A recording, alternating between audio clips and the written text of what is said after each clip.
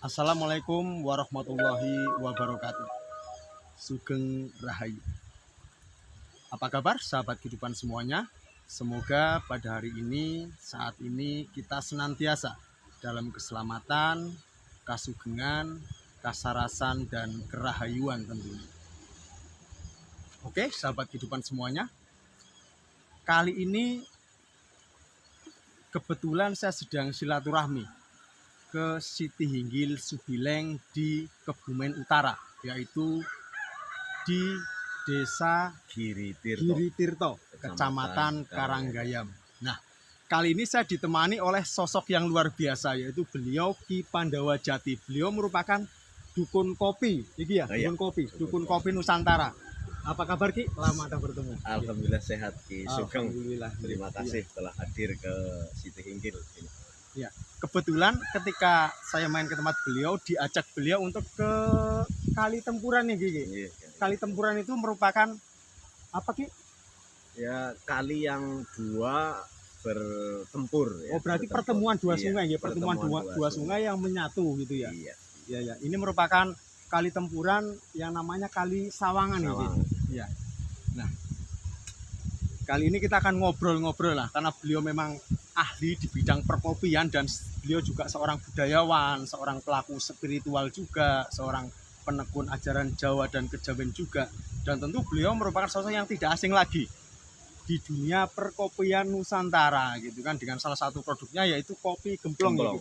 Kopi gemplong itu maksudnya apa, Ki? Iya, gemplong itu kata dasar, yaitu dari gemplong, numbuk.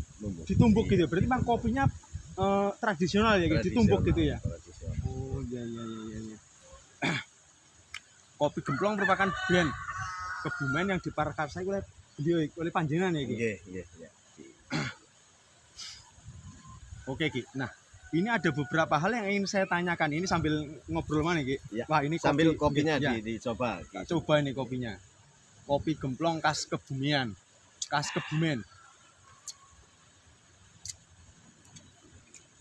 Mantap, Ki, kopinya, Ki. Ya. Nah, ini mengenai kopi, Ki. Ada beberapa hal yang ingin saya tanyakan, Ki. Manfaat kopi itu sebenarnya apa, Ki, dalam kehidupan, untuk kesehatan itu kan, lalu di bidang spiritual dan kehidupan tentunya. Yang pertama di kesehatan dulu gitu. Kenapa kok kopi itu untuk kesehatan manfaatnya apa saja? Ya, jadi kalau secara bahwa menurut warisan leluhur, ya. Jadi kakek-kakek nenek kita, mbah-mbah kita dulu, itu kopi itu dianggap obat segala obat. Kopi itu obat segala obat. Jadi mengobati segala sesuatu yang dulu itu belum ada obat ya. Kopi itu iya. Sehingga dulu banyak sekali kopi itu dipergunakan untuk obat. Kayak orang kena pisau ya, itu biasanya dilulurin kopi. Oh, terus, begitu ya, orang kena senjata tajam gitu ya. Terus kena kalau anak-anak kecil ya, ada demam tinggi atau step itu biasanya diberi kopi pahit, tapi ya kopi pahit. Kopi hitam, kopi pahit. Kopi hitam, kopi pahit 1 sendok kecil ya, 1 sendok kecil biasanya untuk menahan itu. Nah, itu menurut leluhur. Bahkan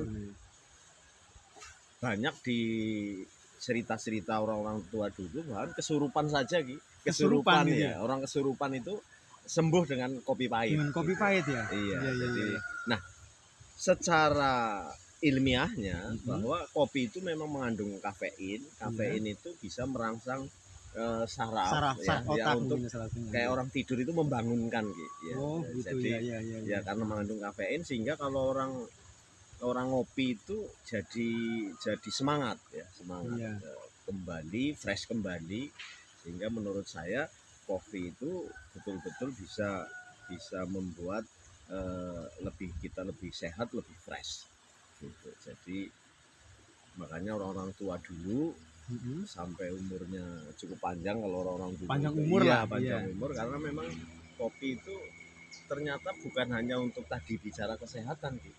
Jadi kopi itu termasuk ada sisi spiritualnya.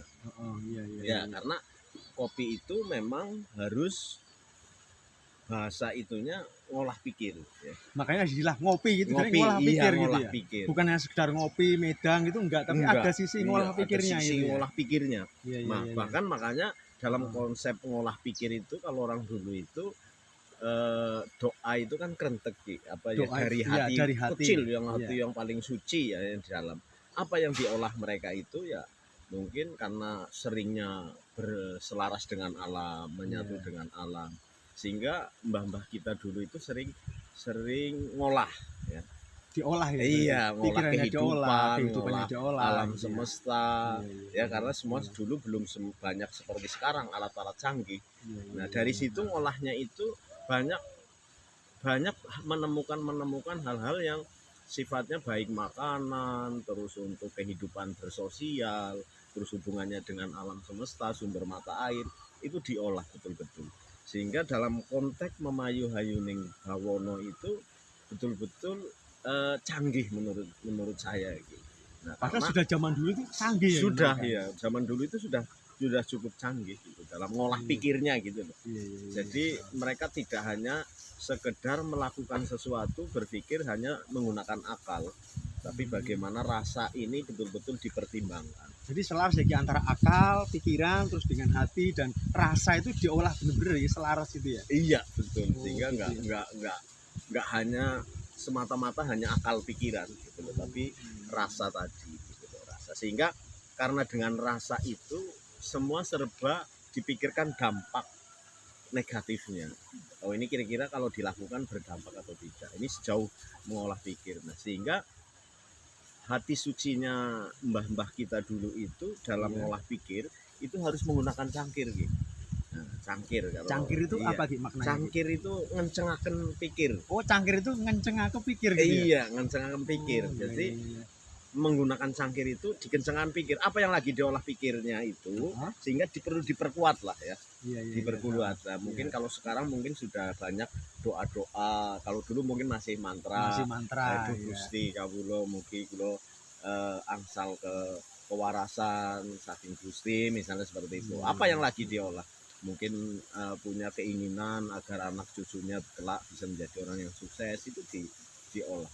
Jadi ngopi zaman dulu, sejak zaman dulu, zaman mbah-mbah kita itu merupakan sebuah kegiatan spiritual ya Ki. Betul, kegiatan spiritual, bahkan bukan hanya untuk fisik, tapi juga untuk suguh luhur. Mbah-mbah kita yang sudah mendahului itu ada yang namanya suguh luhur, tetap ada kopi pahit. Ada kopinya ya. Ada kopi pahitnya. Ya, Nah, ada kopi nah pahit. ini kadang kan beredar di masyarakat bahwa kopi itu bisa menyebabkan sakit atau gimana gitu. Mungkin sebenarnya itu kesalahan dari apa ya, penyajiannya atau cara menikmatinya itu bagaimana Ki? Kok mengopi yang benar, cara ngopi yang benar itu seperti apa? Atau harus kopi hitam misalnya yang untuk sehat gitu loh. Iya. Kopi hitam tanpa gula atau bagaimana yang baik itu seperti apa? Karena kopi itu kan menurut apa yang Jenderal sampaikan bukan hanya menyehatkan secara fisik tapi juga secara lahiriah dan batiniah gitu kan, secara spiritual. Makanya zaman dulu kopi itu merupakan sebuah kegiatan ritual gitu kan, bukan hanya medang tok terus ngobrol nggak karu, tapi ada sisi ngolah pikirnya ya gitu. Ngolah pikir, ngopeni pikiran, ngolah pikiran juga diolah dan bisa selaras dengan semesta juga, dengan semua semesta itu bukan hanya alam semesta ini, alam sekitar kita ini, tapi semesta diri kita mungkin ya. Ya, termasuk Iya, iya, semesta di dalam diri kita, karena hubungannya dengan jagat alit dan jagat ageng. Agak Ya, itu ya. jagat kecil dan jagat besar. Iya, Ya, bahwa ada di dalam tubuh kita, ada di dalam diri kita itu manunggalnya beberapa unsur yang ada di dunia ini ada di dalam diri kita gitu. Mungkin itu pembahasannya nanti ya. Tapi ini kaitan kopi tadi, yang apa namanya, yang dalam arti harus dikencangkan pikir itu, karena memang menurut saya setelah saya pahami dari mbah-mbah kita kenapa itu menjadi budaya yang sangat kuat. Bahkan kalau di daerah wilayah Kebumen Utara kalau ada tamu itu kalau belum ada kopi ibaratnya rasanya itu kurang afdol gitu ya, karena kopi itu menjadi sebuah budaya, menjadi sebuah hubungan sosial yang setiap dalam sebuah acara kegiatan-kegiatan di desa maupun di wilayah, di lingkungan RT itu pasti ada yang namanya kopi. Kopi itu Ya, sebagai kopi. sebuah apa ya, suguhan yang diibaratkan mungkin wajib, tapi walaupun tidak tertulis gitu, pasti sebuah kewajiban mungkin. Iya, sebuah rasanya kewajiban. nek ora ngopi ki ora afdol gitu loh. Iya, makanya kadang ada bahasa guru ngopi apa ya, cuntel lah Iya, gitu cuntel, ya. iya, Karena betul, itu, iya. karena kopi itu mengandung kafein sehingga bisa mengefreshkan itu. Secara spiritual, kopi itu yang tadi dikatakan Ki Sugeng bahwa yang sehat itu yang seperti apa?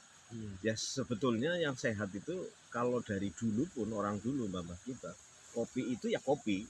Kopi ya bener-bener Ya kopi gitu ya. Kopi bukan ya. ada campuran macam-macam, tapi iya, kopi yang sehat itu ya kopi dari biji kopi yang diolah dengan bagus sesuai standar operasional pembuatan kopi ya. Bahkan kalau pengen lebih nikmat lagi ya pasti harus dipilih yang jenis kopi yang cukup bagus dan tidak ada campuran karena pahit. Nah kalau orang dulu itu tidak dicampur gulanya gitu. Tidak dicampur itu, iya, gulanya itu ditaruh di lambar sehingga karena pahitnya tadi nah itu tambah pakai gula.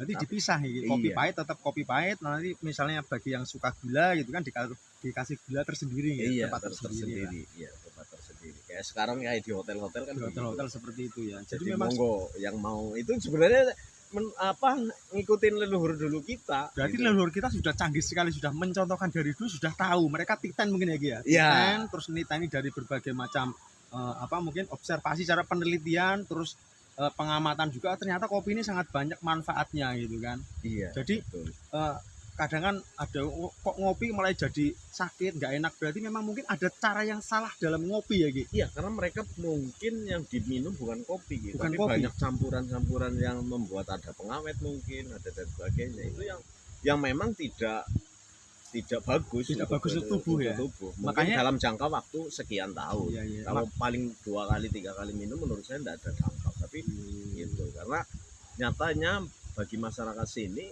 baik ngopi dan linting itu juga menjadi sebuah rokok linting itu ya yang dibuat sendiri itu. Nah yang seperti ini nih contohnya ini alami.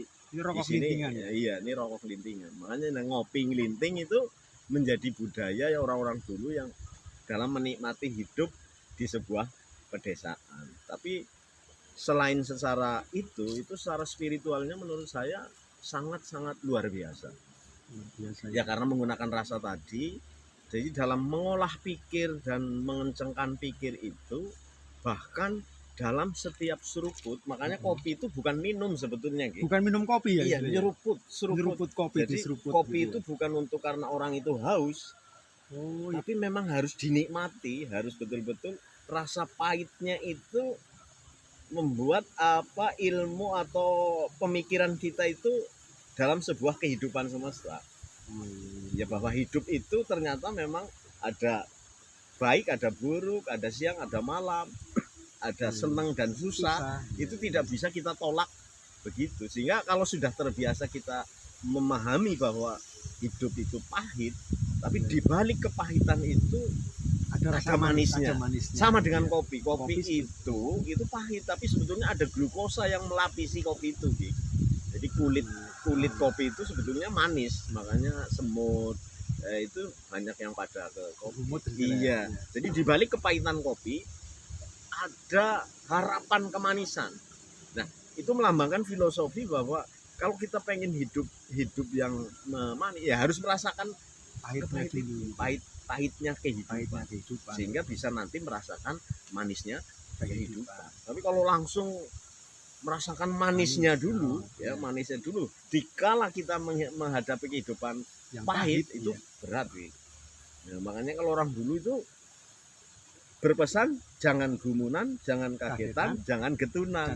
Nah, jangan gumunan itu nggak bakal orang dulu itu gumunan dengan semesta, dengan kehidupan, udah. Karena orang dulu yakin bahwa kehidupan itu ya itu. Luar biasa sekali, berarti filosofinya sangat dalam sekali. Makanya orang zaman dulu walaupun ngopi tiap hari, ngopi, ngudut, linting, tingwe gitu kan, rokok yang dengan tembakau yang tradisional itu ngopinya karena memang kopinya ya memang bener-bener kopi ya Ki. Lintingnya betul. Memang bener-bener tanpa tembakau yang memang tembakau alami lah. Makanya tetap ngopi berapapun ya tetap sehat gitu kan, tetap sehat, lahirnya sehat, batinnya sehat, fisiknya juga kuat, dan Dila juga secara fakta gitu kan. Banyak orang zaman dulu pun dan sampai sekarang orang-orang yang hidup di desa, mereka tuh yang sudah sepuh-sepuh, sudah tua-tua, mereka ngerokok, mereka ngopi, panjang umur, sehat, jauh dari penyakit ya gitu. Betul. Nah, Memang kalau untuk mengikuti hal-hal orang dulu itu kan kita kadang agak ada kesulitan, banyak kesulitan karena situasi zaman yang sudah semakin canggih. Tapi kita bisa mengambil hikmah dari kesemuanya itu dengan sebuah cara-cara leluhur yang menurut saya justru semakin kesini saya semakin lebih menganggap lebih ilmiah. Sebenarnya bukan tidak ilmiah. Nah, kembali lagi ke kopi, bahwa seruput yang pertama dalam ngancengake pikir. tak nyeruput dulu gitu. Iya. Jadi dalam seruput pertama itu yang orang Ya, dulu itu yang diperintah itu ingat ibu. Ingat ibu. Yang seruputan yang pertama Ya, ingat ibu. Ya. Ya, kalau yang pertama kan jelas kalau Gusti Allah itu udah di awal melakukan sesuatu perbuatan yang baik, kita harus mengingat Allah. Kalau sekarang orang banyak baca Bismillahirrahmanirrahim. Tapi kalau orang dulu tetap ingat di Gusti, dalam arti bahwa yang kemantil-mantil itu kan Gusti Allah sudah menunggal dengan diri kita. Sehingga yang pertama kita harus seruput pertama kita harus ingat itu. Ya, gitu. Ya, karena restu Gusti Allah, restu Tuhan itu berada letaknya ada di ibu. Jadi secara spiritual janganlah kamu terlalu punya keinginan olah pikirnya, ngencangkan pikirnya, kekuatan itu tidak juga dibarengi dengan berkebaktian atau ingatnya terhadap ibu. Ini juga agak sulit keberhasilannya. Makanya kadang-kadang di situ makanya orang ngopi itu seruput yang pertama adalah ingat ibu. Di situ ada sebuah laku spiritual dalam ibadah itu. Kita sudah besar seperti ini, sebenarnya sudah sejauh mana kita berbakti terhadap ibu. Karena andaikan hidup dunia ini milik kita serahkan semuanya, kekayaan, harta benda dan sebagainya terhadap ibu, itu belum ada perbandingannya, belum ada perbandingannya pengorbanan seorang ibu dan kasih sayangnya. Sehingga luar biasa surga itu ada bahasa di telapak kaki itu sebetulnya di situ. Nah, makanya dengan kita ibadah kopi, berspiritual terhadap kopi, itu kita secara otomatis di situ ibadah. Ada sembah bakti juga kepada seorang ibu, seorang wanita yang sudah melahirkan kita gitu. Sehingga makanya tidak boleh kita meninggalkan sejarah, terus sejarah itu sebetulnya. Nah, apalagi dikala orang tua kita sudah meninggal, tadi kaitannya dengan suku leluhur, teman tetap ada kopi ya gitu. Iya, ada kopinya.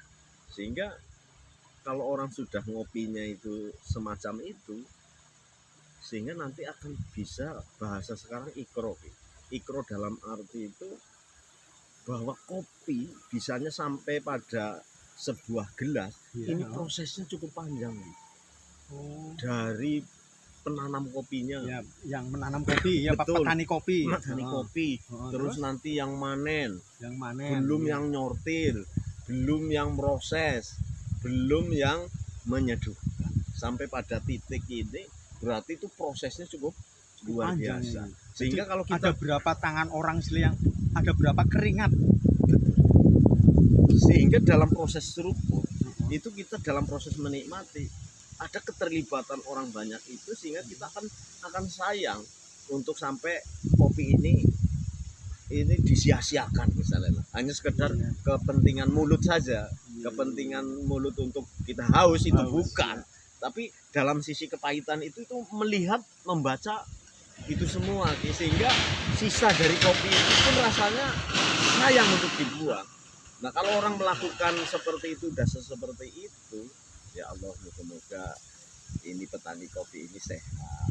Terus mungkin iya, karena kita minum kopi, minum kopi, menikmati, kita mendoakan mereka juga senang mendoakan kita, kopinya juga menjadi sebuah bagian kehidupan lah, seperti itu. Iya, sehingga kan kalau bukan ibadah apalagi itu. Jadi kopi itu merupakan ibadah sebenarnya. Iya. Ibadah kehidupan gitu kan. Ibadah kehidupan kalau kita juga bisa memanai. Tapi kalau hanya sekedar ayo ngopi terus sebatas itu ya bisa boleh-boleh saja, bukan Iya. berarti tidak boleh. Iya. Tapi menurut saya kurang filosofinya kurang masuk. Makanya kopi itu kurang spiritual. Tapi kalau kita memandangnya itu sejauh itu, bahwa kita dengan meminum kopi berarti kita sudah membantu petani kopi. Membantu petani kopi nih. Ya, apalagi di dalam hati kecil kita mendoakan. Mendoakan mereka. Ya, begitu susah payahnya proses menanam kopi dan sebagainya.